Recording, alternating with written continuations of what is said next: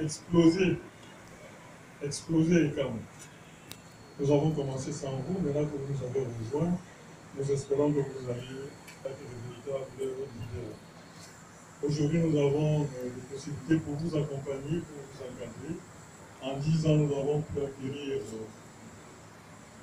une certaine autorité, je dirais même une autorité certaine, vis-à-vis du gouvernement, vis-à-vis des organisations internationales, vis-à-vis de nos confrères. Et donc, ce chemin a déjà été parcouru. Nous avons établi un certain nombre de networks avec, aussi bien à l'intérieur qu'à l'extérieur, avec des établissements d'enseignement supérieur, aussi localement qu'à l'étranger. Et donc, vous n'arrivez pas dans une maison où tout est à faire, les fondations ont déjà été placées.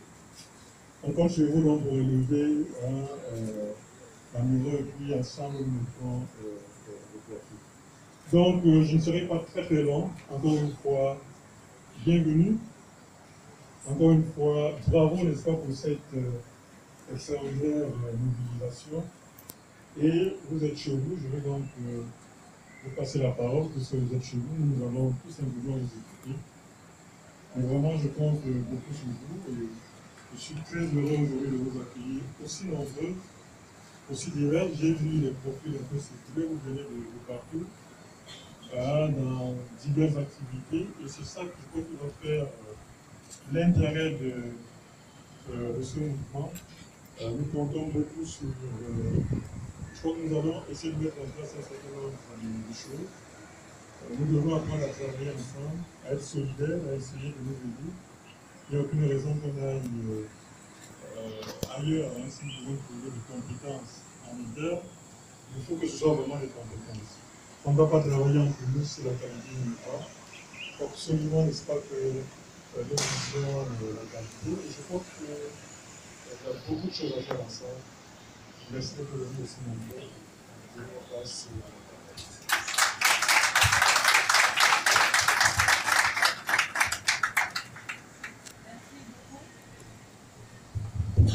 Merci, Président, pour ce mot introductif qui a été vraiment riche en enseignement pour nous toutes.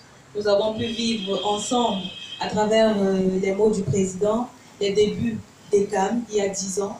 Et il a si bien dit, c'est ensemble que nous allons terminer cette œuvre qui a été commencée depuis là.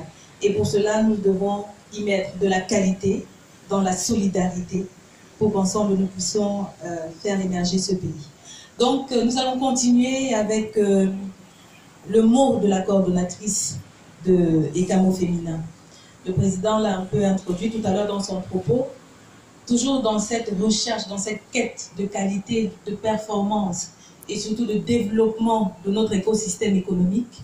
Le président a donc pensé à ECAM au féminin et pour cela il fallait une femme pour pouvoir mener à bien ce projet, pour pouvoir impulser le mouvement. Et Madame Christiane Hetz de Black Platinum a bien voulu porter ce manteau et a réussi à nous réunir ici ce soir.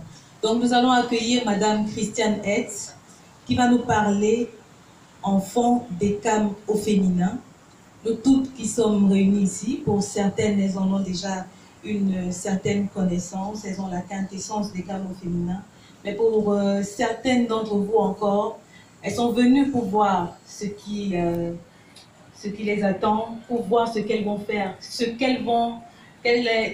quel sera leur apport pour pouvoir mener à bien ce projet. Christiane.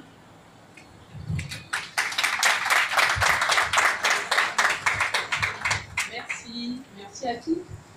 Donc je voudrais déjà m'excuser pour ce léger retard. Je ne pensais pas que nous serions aussi nombreuses. Donc l'idée initiale était qu'on soit debout autour de table. Mais c'est vrai qu'à 18 h, après une journée de travail avec des talons, ce n'est pas forcément évident. Donc déjà je vous remercie pour ça. Donc j'ai préparé un petit discours. Je n'aime pas forcément parler en public, mais je vais me faire violence. Donc je vais déjà vous remercier d'être venus ce soir pour assister au lancement de ce projet, la naissance de notre bébé à tous, qui s'appelle donc ECAM au féminin. Cette initiative découle d'un constat clair et que nous devons répéter encore et encore pour que le monde en prenne conscience. Être une femme dans ce monde est loin d'être un avantage. Ceci est valable dans de nombreux domaines de notre société, mais cela est surtout vrai dans le monde professionnel en général et celui de l'entrepreneuriat en particulier. Et pourtant, les statistiques sont claires. L'Afrique est devenue le premier continent de l'entrepreneuriat féminin. 27% des femmes créent une société en Afrique et ça constitue le taux le plus haut à l'échelle mondiale.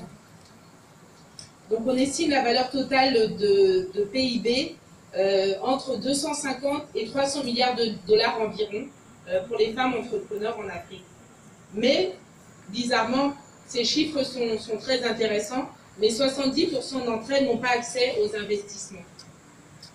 Donc, on s'est posé la question, pourquoi est-il si difficile pour une femme seule de réussir dans l'univers fermé de l'entreprise au Cameroun? D'abord, nous sommes nombreuses à ne pas être prises au sérieux par les différents acteurs de la chaîne économique. Les financiers potentiels, les partenaires, les prestataires et même les employés, tous attendent de nous 2 fois plus de preuves de notre aptitude à gérer notre business. Nous sommes victimes de nombreux stéréotypes et il en découle un refus de financement, de nous donner des marchés, de nous donner accès aux formations ou simplement d'écouter ce que nous avons à dire. Donc les plus ambitieuses d'entre nous sont souvent tournées en dérision par la gente masculine, mais pas toujours. En fait, on a l'impression qu'ils se sentent menacés par ces dames plus qu'ils ne veulent bien l'admettre. Et que dire de la solidarité féminine qui, malheureusement, est plus qu'un joli slogan qu'une réalité. Ajoutez à cela notre vie de famille, qui est bien souvent incompatible ou difficilement compatible avec les exigences et autres sacrifices nécessaires pour faire décoller son entreprise. Et nos conjoints ont souvent un peu de mal à comprendre et à accepter. Donc lorsque toutes ces difficultés s'additionnent à la méconnaissance générale de l'environnement socio-économique, légal ou institutionnel de notre pays, il en ressort un chiffre terrible. 39% des entrepreneuses en Afrique cessent leur activité parce que non profitables et 15% parce qu'elles n'ont pas accès au financement nécessaire pour se développer. Pire, 80% des entreprises du Cameroun ferment au bout de 2 ans. Et ça, tout sexe confondu. Donc c'est donc fort de ce constat et désireux d'offrir une solution sur mesure à toutes ces femmes qui, selon nous, tiennent la clé de l'émergence économique de notre pays, que le mouvement des entreprises du Cameroun, représenté par M. Ayangma et les membres du Conseil, ont décidé de lancer cette plateforme. Donc en mettant les femmes au centre de l'action, nous faisons d'elles et de nous des actrices majeures de l'amélioration de nos conditions de vie. Nous vous offrons un cadre d'échange, de partage d'expérience et d'expertise, d'accès à l'information, aux formations, aux contacts et surtout au financement. En outre, nous construisons un écosystème de clientes et de partenaires potentiels qui seront les premiers marchés de ces entrepreneuses. Donc notre promesse n'est pas de chasser d'un coup de baguette magique tous les démons qui se mettront en travers de notre chemin vers la réussite. La réalité est que nul ne le peut, et ceci en dépit de promesses qu'on peut vous faire. Par contre, nous nous engageons à consacrer nos ressources à l'amélioration de nos activités respectives afin de en faire des success stories.